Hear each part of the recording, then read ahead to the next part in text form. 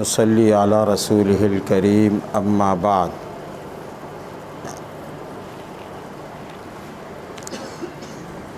انیس ذوالقعدہ 1443 ہجری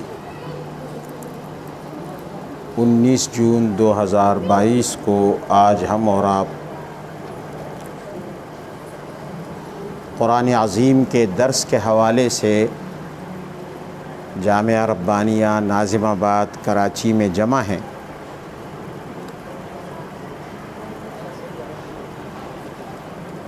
آج بسم اللہ کی تفسیر کے حوالے سے چوتھا درس ہے جو آپ حضرات کی خدمت میں دیا جا رہا ہے۔ گزشتہ درس میں بسم اللہ کے حوالے سے جو گفتگو کی گئی تھی اس کا خلاصہ یہ ہے کہ بسم اللہ الرحمن الرحیم پوری کائنات کے نظام پر، سسٹم پر اثر انداز ہونے والا کلمہ ہے۔ کائنات میں جو کچھ بھی ہو رہا ہے ایک منظم نظام اور قانون کے تحت، ایک سسٹم کے تحت۔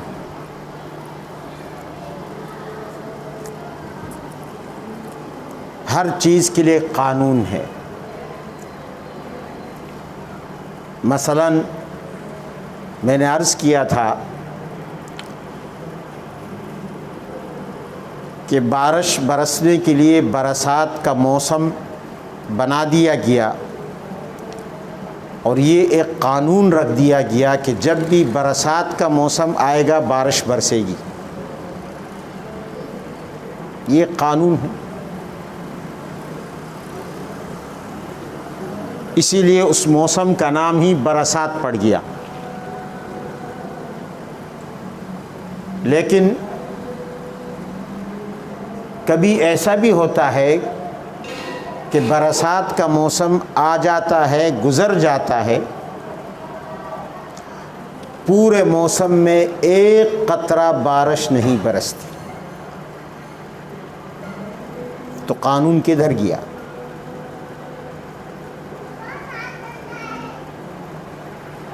سوچنے کی بات ہے کہ اللہ نے موسم برسات تو بھیج دیا، لیکن وہ کائناتی قانون ہے کہاں کہ برسات کے موسم میں بارش برسے گی؟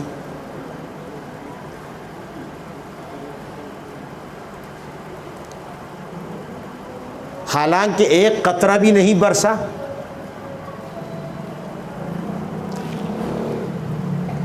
بعض لوگ اس غلط فہمی میں مبتلا ہوتے ہیں کہ کائنات کے اندر جو بھی ہو رہا ہے، جو کچھ بھی چل رہا ہے، اس کے پیچھے قوت قانون کی ہے، قوت نظام کی ہے، طاقت سسٹم کی ہے۔ یہ قانون، یہ نظام، یہ سسٹم کائنات کو چلا رہا ہے۔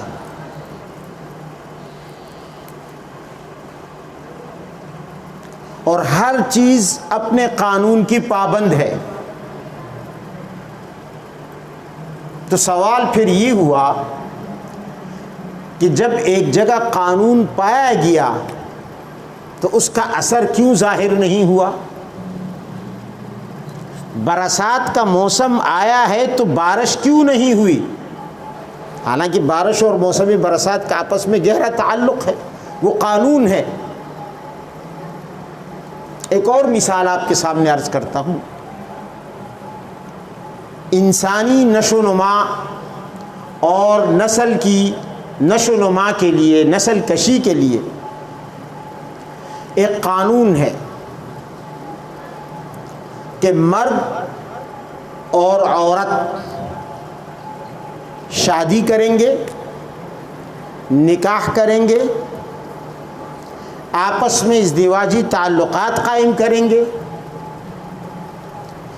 یہ قانون ہے۔ تو اس قانون کا اثر کیا ہے کہ اولاد پیدا ہوگی، بیٹے پیدا ہوں گے، بیٹیاں پیدا ہوں گی، بغیر شادی کے صرف مرد اولاد پیدا بولو کر سکتا ہے؟ نہیں کر سکتا ہے۔ عورت اولاد پیدا کر سکتی ہے بغیر شادی کے؟ قانون اللہ نے رکھ دیا ہے اس کائنات میں، بلکہ ہر جاندار میں یہ قانون ہے کہ اولاد ہوگی نر اور مادہ کے آپس میں تعلق رکھنے سے۔ یہ ایک نظام ہے، ایک سسٹم ہے، غور کرنے کی بات ہے۔ قرآن عظیم میں بھی اللہ نے اس سسٹم کو ذکر کیا ہے، یَهَبُ لِمَن يَشَاءُ إِنَاثًا وَيَهَبُ لِمَن يَشَاءُ الذُّكُورَ أَوْ يُزَوِّجُهُمْ ذُكْرَانًا وَإِنَاثًا۔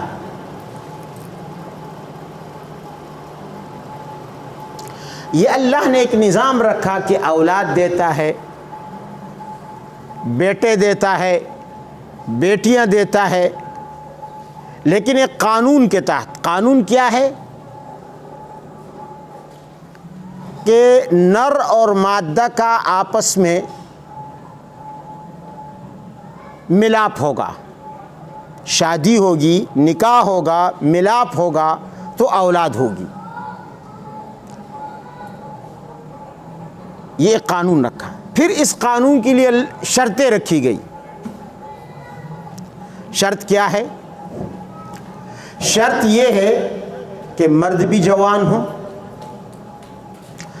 عورت بھی جوان ہو،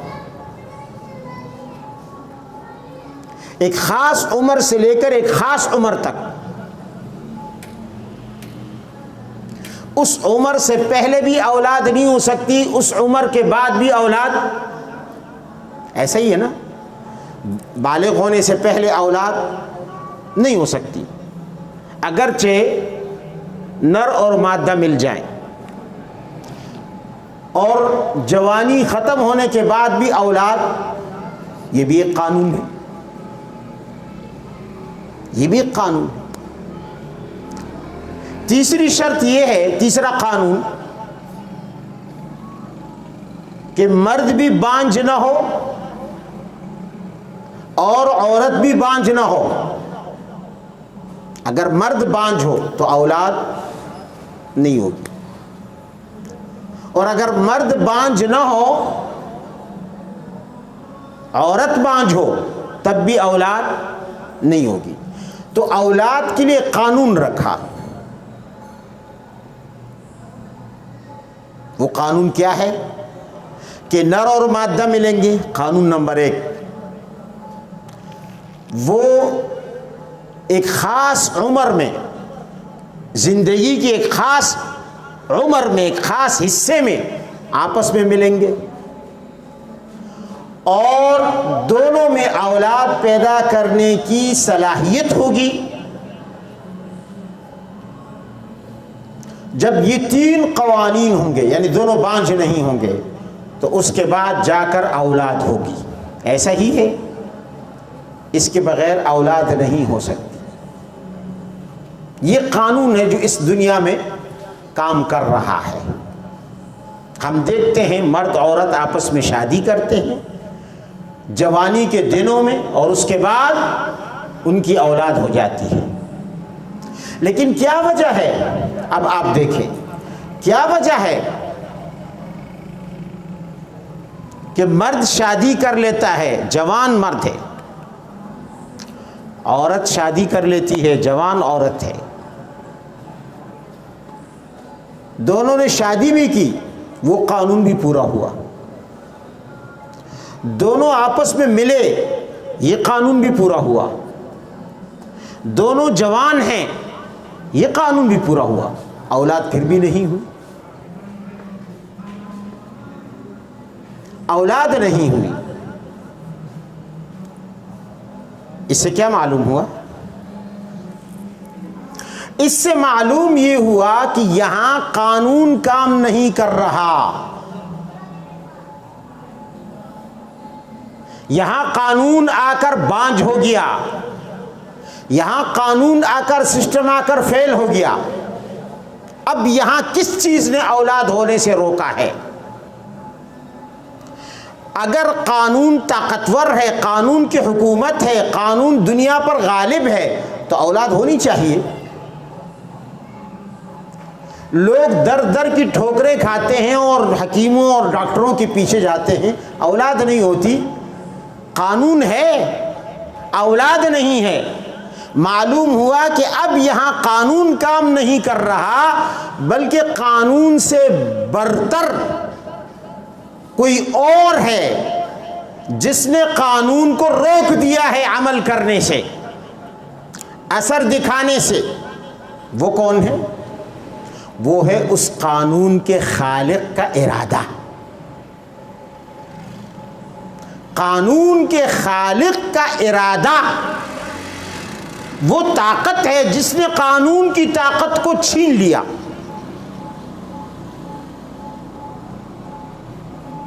ہزاروں لاکھوں روپے بھی خرچ ہو گئے، دوائیں بھی کھائی، سب کچھ کیا، ٹیسٹ بھی صاف آ رہے ہیں، اولاد نہیں ہو رہی۔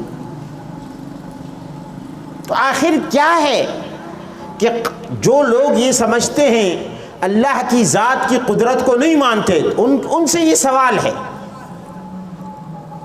جو ملحد ہیں، دہریے ہیں، ان سے یہ سوال ہے کہ یہاں کیوں تم جو کہتے ہو کہ دنیا ایک لگے بندھے نظام کے تحت چل رہی ہے، ایک سسٹم کے تحت چل رہی ہے، صبح ہوگی تو سورج نکلے گا، شام ہوگی تو سورج ڈوبے گا، نر اور مادہ ملیں گے تو اولاد ہوگی،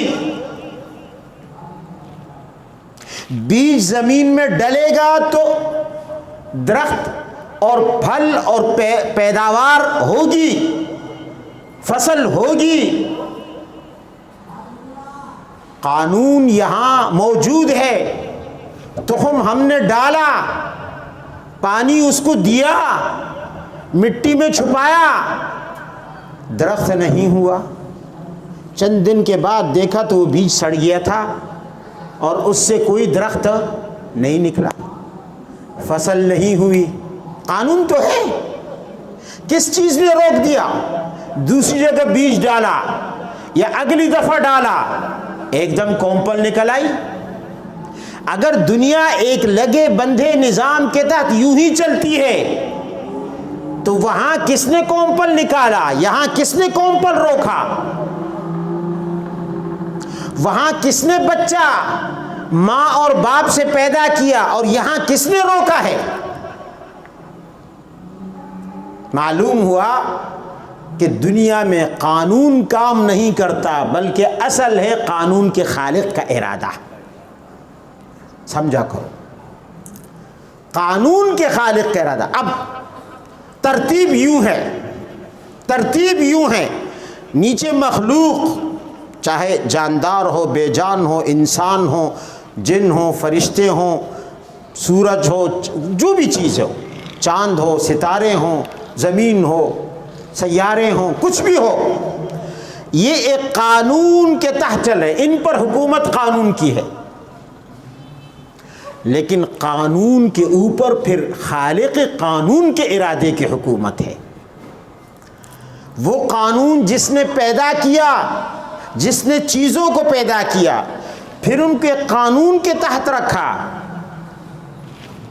تو اس قانون کی حکومت تو چیزوں پر ہے، لیکن اصل حکومت اس قانون کے خالق کے ارادے کی ہے۔ قانون خود کچھ بھی نہیں ہے۔ قانون کیا ہے؟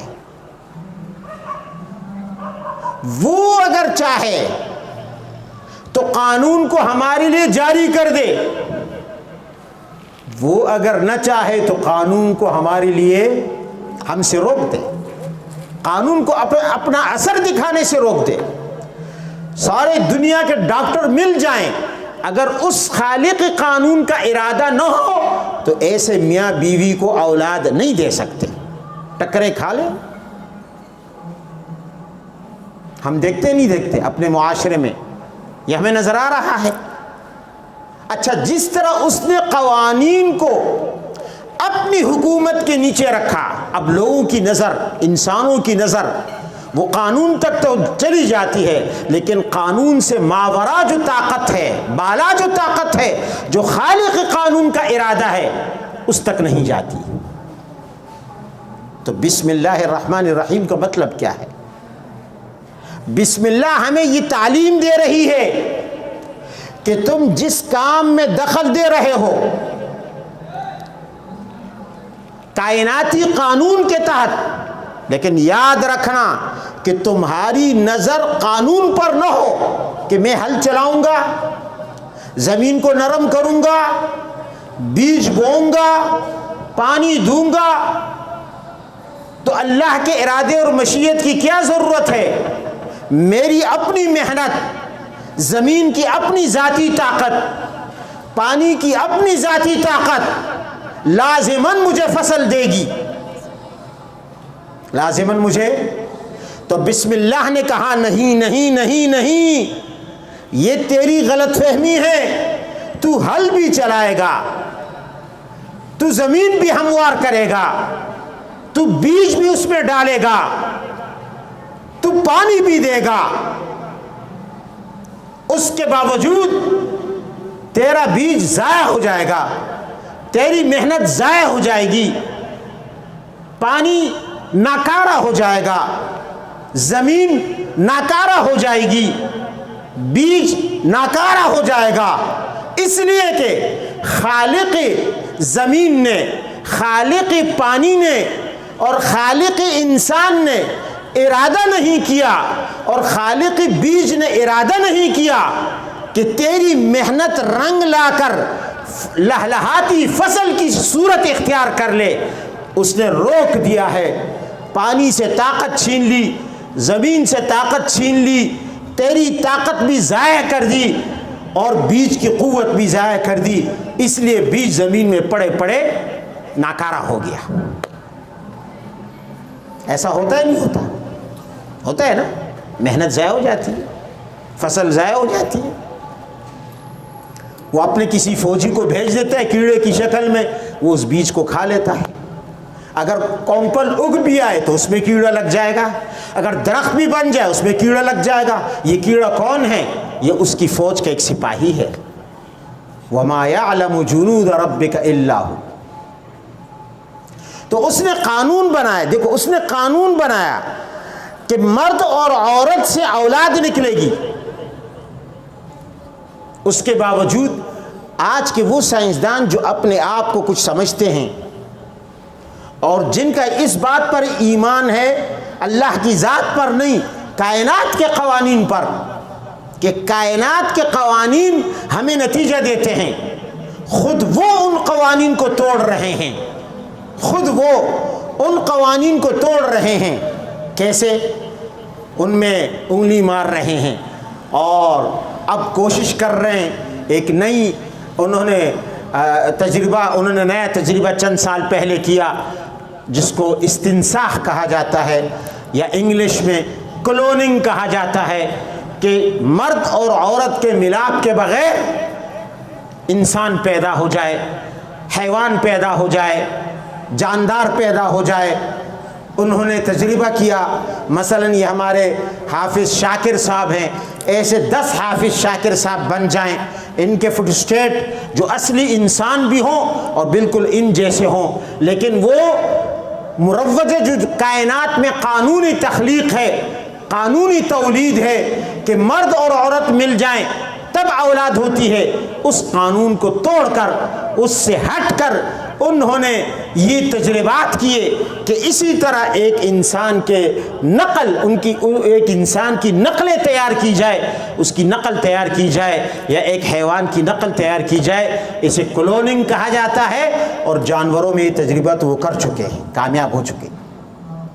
تو اگر ایک انسان جس کی طاقت اتنی محدود ہے کہ وہ اپنے سے موت کو دفع نہیں کر سکتا، چاہے کتنا ہی بڑا سائنسدان کیوں نہ ہو، جس کی طاقت اتنی کمزور ہے کہ وہ اپنے آپ سے بڑھاپے کو دفع نہیں کر سکتا، جس کی طاقت اتنی کمزور ہے کہ وہ اپنے آپ سے مرض کو دور نہیں کر سکتا، وہ اتنا بڑا کام کر لیتا ہے کہ قانون کو توڑ دیتا ہے اور قانون سے ہٹ کر کسی کی تخلیق اور کسی کی پیدائش کر دیتا ہے، تو وہ رب، وہ کائنات کا خالق جو قوانین کا بھی خالق ہے، کیا اس کی طاقت اس سائنسدان کی طاقت سے کم ہے کہ وہ قانون کو جاری کر سکے یا قانون کو روک سکے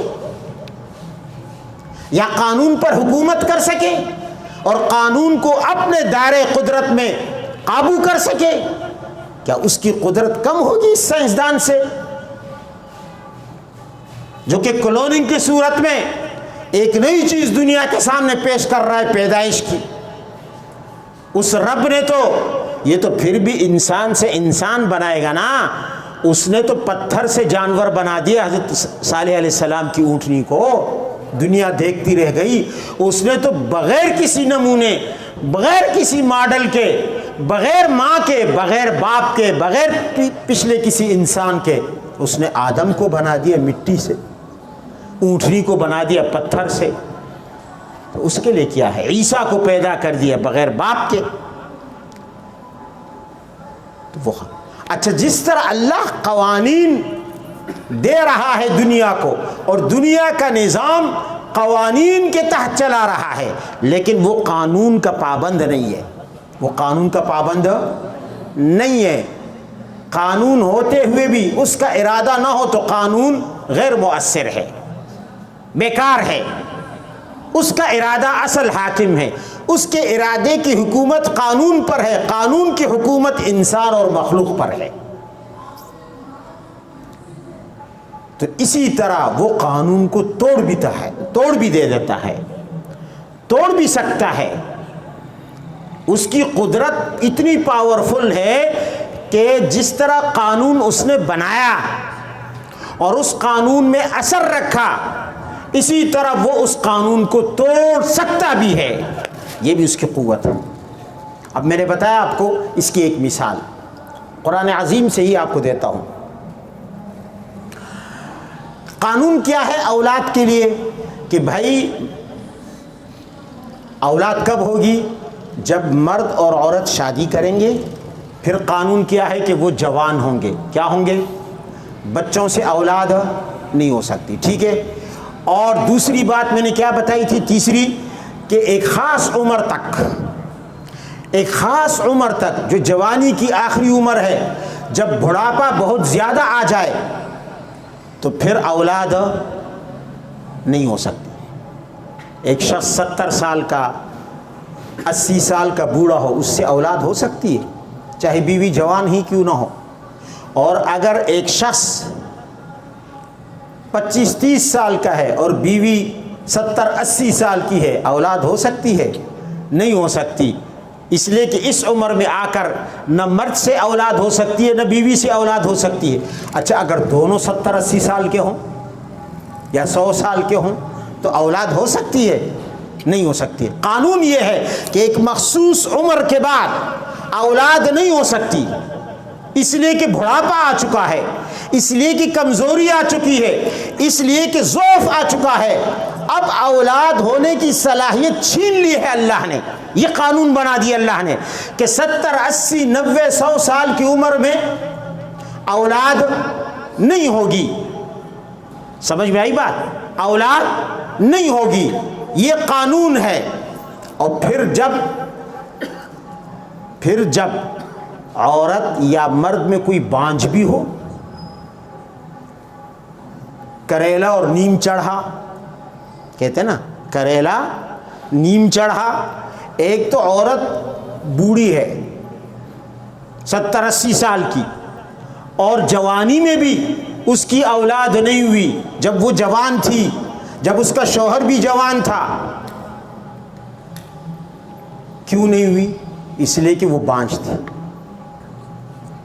اولاد پیدا کرنے کے قابل نہیں تھی۔ تو 2 رکاوٹیں آ گئی. دیکھو ایک عورت بانجھ ہے، بلکہ 3 رکاوٹیں. ایک عورت بانجھ ہے، دوسری وہ بوڑھی ہے، وہ حد سے زیادہ بوڑھی ہے، تیسرا اس کا شوہر بھی بوڑھا ہے، تو اولاد ہو سکتی ہے؟ 3 رکاوٹیں ہیں. قانون یہ ہے کہ اولاد نہیں ہوگی. اب آتے ہیں کہ اللہ کیسے قانون کو توڑتا ہے.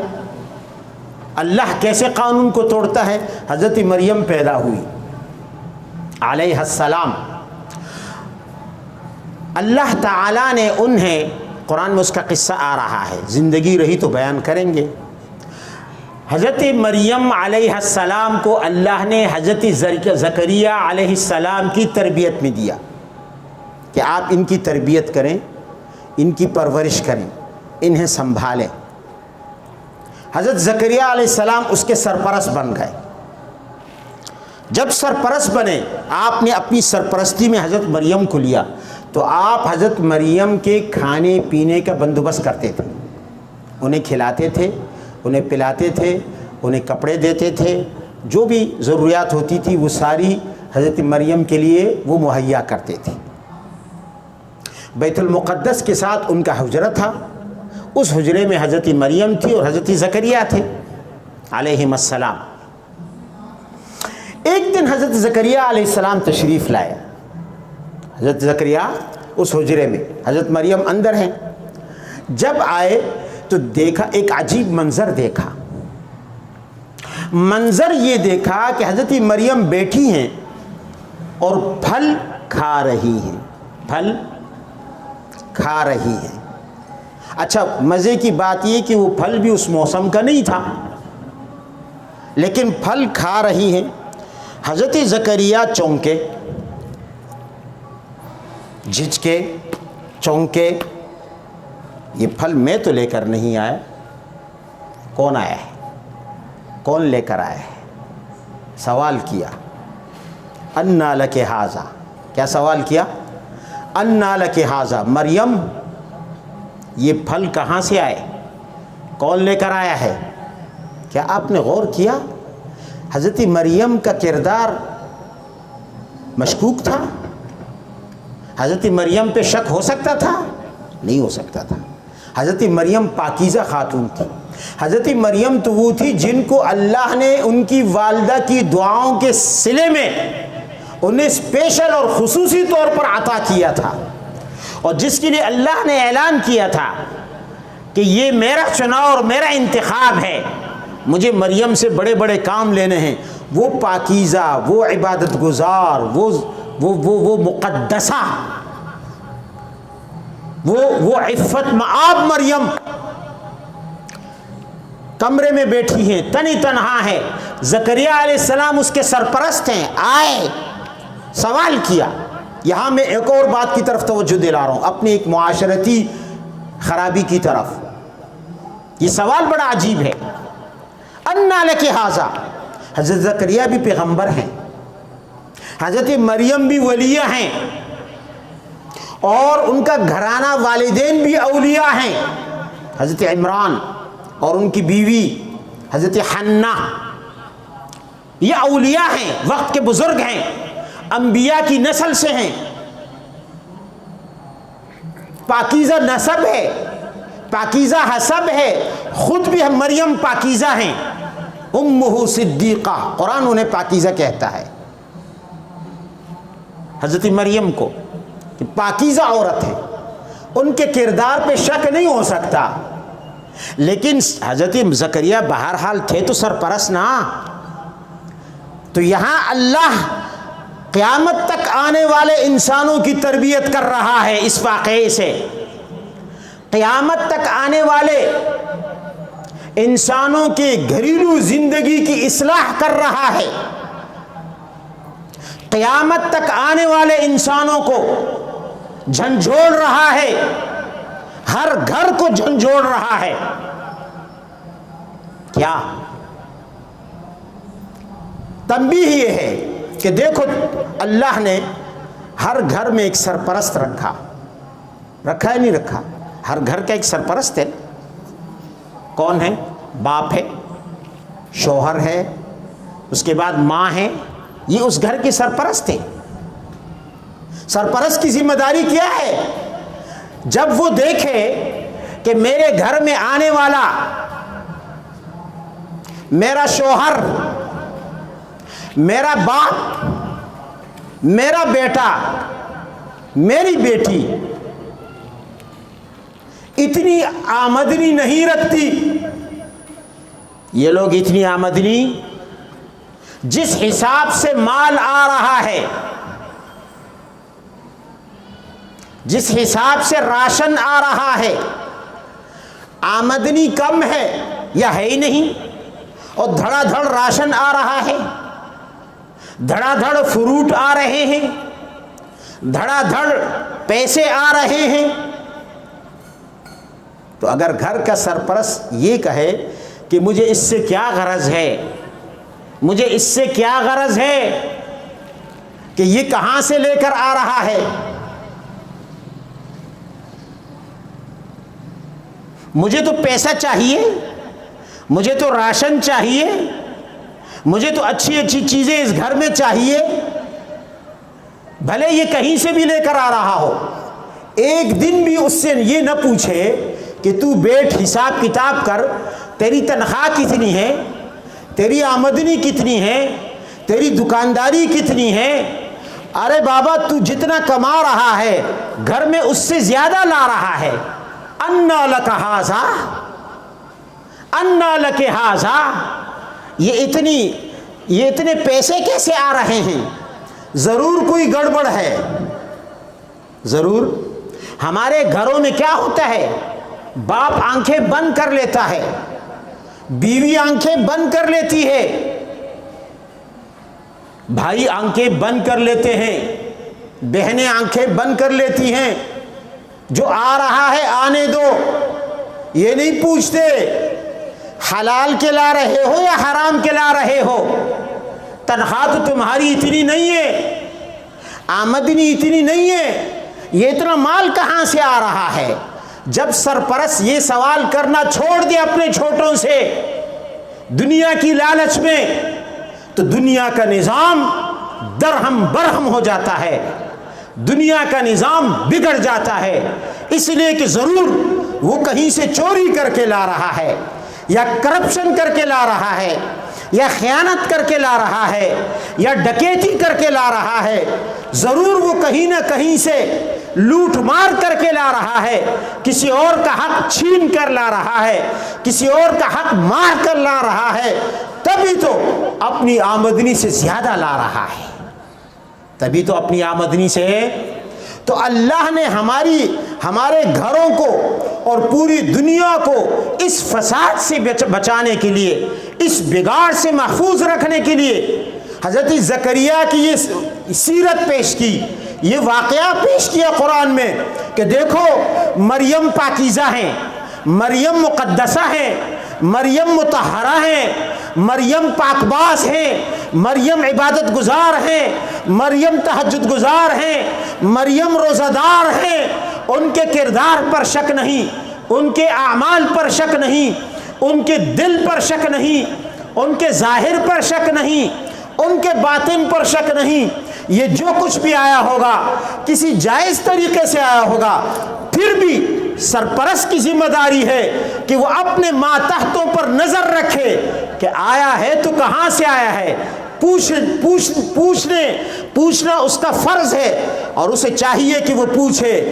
انا لک ھذا یا مریم انا لک ھذا، مریم یہ آیا ہے تو کہاں سے آیا ہے، یہ سرپرست کی ذمہ داری ہے۔ ہم تو آنکھیں بند کر لیتے ہیں نا، پھر جب بیٹا پکڑا جاتا ہے ڈکیتی کے کیس میں، او اچھا، پھر ہم کہتے ہیں ہمارا بیٹا بے قصور ہے جی، اچھا اب بے قصور ہے، اور وہ جو تھیلیاں بھر بھر کر فروٹ لا رہا تھا، وہ جو پیسے لا رہا تھا بغیر نوکری اور بغیر جاب اور بغیر تجارت کے، وہ جو تمہارے گھر میں تمہیں دے رہا تھا، وہ کہاں سے لا رہا تھا؟ وہ بے قصور ہے؟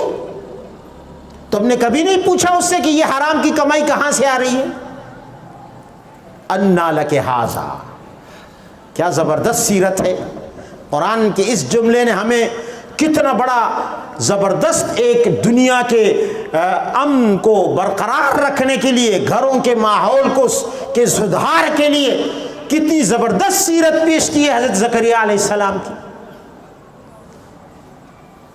کہ ہر سرپرست کو چاہیے اسی طرح سوال کرے اپنے ماتحت سے، چاہے وہ کتنا ہی بظاہر نمازی اور پرہیزگار کیوں نہ ہو، کیسے ہی نیک کیوں نہ ہو، مریم سے زیادہ نیک نہیں ہو سکتا۔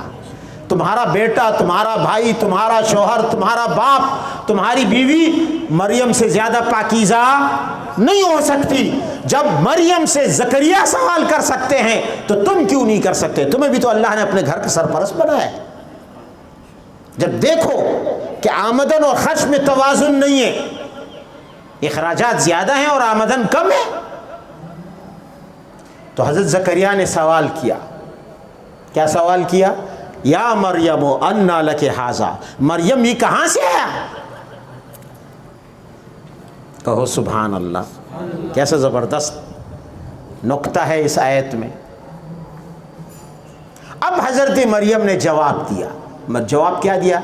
ہوا من عند اللہ، کیا فرمایا؟ ہوا من عند اللہ، ان اللہ یرزق من یشاء بغیر حساب۔ حضرت مریم نے حضرت زکریا کی توجہ ایک اور چیز کی طرف دلا دی، موڑ دی، حضرت زکریا کی توجہ موڑ دی کہ اے بابا، بابا جانی، بابا زکریا جانی، ہوا من عند اللہ، یہ کسی غلط راستے سے نہیں آیا، یہ پھل، یہ رزق من عند اللہ، یہ اللہ کی طرف سے آیا ہے، یہ اللہ نے اپنا کرشمہ قدرت دکھا کر اللہ نے یہ پھل میرے پاس بھیجا ہے، بغیر کسی ظاہری سبب کے۔ اب بغیر ظاہری سبب کے ہمارے گھروں میں پھل آ سکتے ہیں، راشن آ سکتا ہے، رزق آ سکتا ہے؟ نہیں آ سکتا نا۔ تو حضرت مریم نے جب یہ بات کہی کہ میرے پاس یہ چیز آئی ہے اللہ کی طرف سے، تو حضرت مریم نے زکریا کے ذہن کو موڑ دیا، موڑ دیا، کس چیز کی طرف موڑ دیا؟ اللہ تعالی کی قدرت کی روانی کی طرف،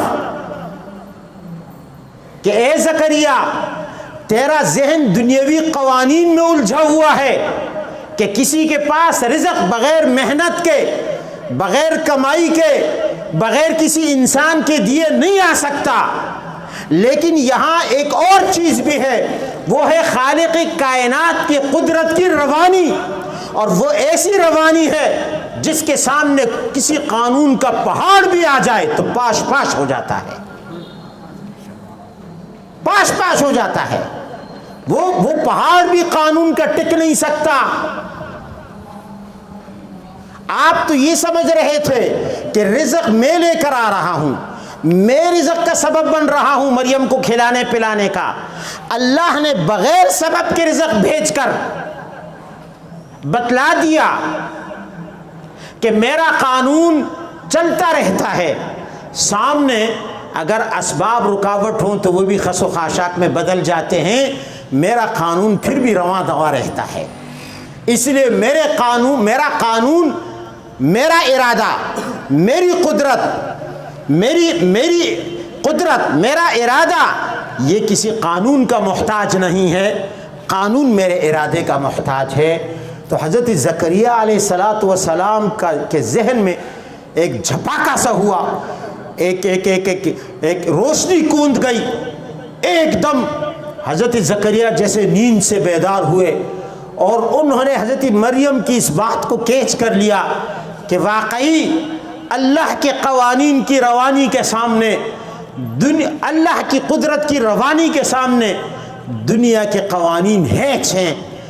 اللہ چاہے جس طرح بغیر موسم کے، بغیر ذریعے کے، بغیر وسیلے کے قانون توڑ کر مریم کو بغیر کسی موسم کے پھل دے سکتا ہے، تو اللہ مجھے بھی بغیر کسی قانون کے اولاد دے سکتا ہے۔ قانون کی ایسی کی تیسی، قانون اللہ کے ارادے کے سامنے کیا ہے، وہ بھی تو اس کی مخلوق ہے۔ ہنالک دعا زکریا ربہ، اسی وقت زکریا علیہ الصلاۃ والسلام نے دعا مانگی، یا اللہ قانون نہیں ہے، قانون میں قد بلغنی الکبر، میں حد درجہ بوڑھا ہو چکا ہوں اور بڑھاپے میں اولاد نہیں ہوتی، بولو بولو اولاد، وامرأتی عاقر، یا اللہ میری بیوی بانجھ ہے اور بانجھ تو جوان بھی ہو اولاد نہیں ہو سکتی، اور اگر بوڑھی ہو تو کریلا اور نیم چڑھا۔ میں نے مثال دی، محاورہ دیا کہ ایک تو وہ بانجھ ہے، پھر وہ حد درجہ بوڑھی ہے، یہاں بھی اولاد ہونا ممکن نہیں ہے، لیکن ربا تو ان قوانین کا خالق ہے، تیرا ارادہ ان قوانین پر حکومت کرتا ہے، اگر تو چاہے یہ سارے قانون ریزہ ریزہ ہو سکتے ہیں، تو مجھے اس بڑھاپے میں، میری بیوی کے بڑھاپے میں، میرے بیوی کے بانجھ پن میں تو مجھے اولاد بھی دے سکتا ہے اور نرینہ اولاد دے سکتا ہے، تو یا اللہ میں تجھ سے نرینہ اولاد مانگتا ہوں، اولاد مانگتا ہوں، کمال والی اولاد مانگتا ہوں، اولاد مانگتا ہوں، نرینہ اولاد مانگتا ہوں، اولاد مانگتا ہوں، نبوت والی اولاد مانگتا ہوں، اولاد مانگتا ہوں، بے مثال اولاد مانگتا ہوں، یا اللہ جو تمام کمالات سے مزین ہو، آراستہ ہو، ایسی اولاد چاہتا ہوں، ایسی اولاد مانگتا ہوں۔ تو قانون اللہ نے توڑا یا نہیں توڑا؟ حضرت زکریا کا بیٹا ہو گیا، فرمایا ہم نے ان کو بیٹا دیا، کیسا بیٹا دیا؟ کمال کا بیٹا دیا۔ دیکھو قانون کو توڑ کر بیٹا دیا، تو یہاں تو ایب نارمل بیٹا بھی نہیں ہو سکتا تھا، وہاں تو اللہ نے نارمل سے بھی اونچا مقام عطا کر کے ایک عظیم الشان فرزند عطا کر دیا، اشارہ کر دیا کہ اے دنیا میں رہنے والوں، میرے بندو یاد رکھو تمہاری نظر قانون تک جاتی ہے، لیکن میرا ارادہ قوانین سے بھی بالا تر ہے، میں قوانین سے بھی بڑی طاقت رکھتا ہوں، اس لیے ہر فعل سے پہلے تمہیں ضروری ہے کہ بسم اللہ الرحمن الرحیم پڑھو، ہر کام سے پہلے بسم اللہ الرحمن الرحیم پڑھنا۔ کیوں؟ اس لیے کہ بسم اللہ کے ساتھ تم میری قدرت، میری مدد لے کر آگے بڑھو گے، تو پھر تمہارے کام میں برکت بھی ہوگی اور میرا ارادہ بھی شامل حال ہو جائے گا، تم جتنے اخلاص سے پڑھو گے۔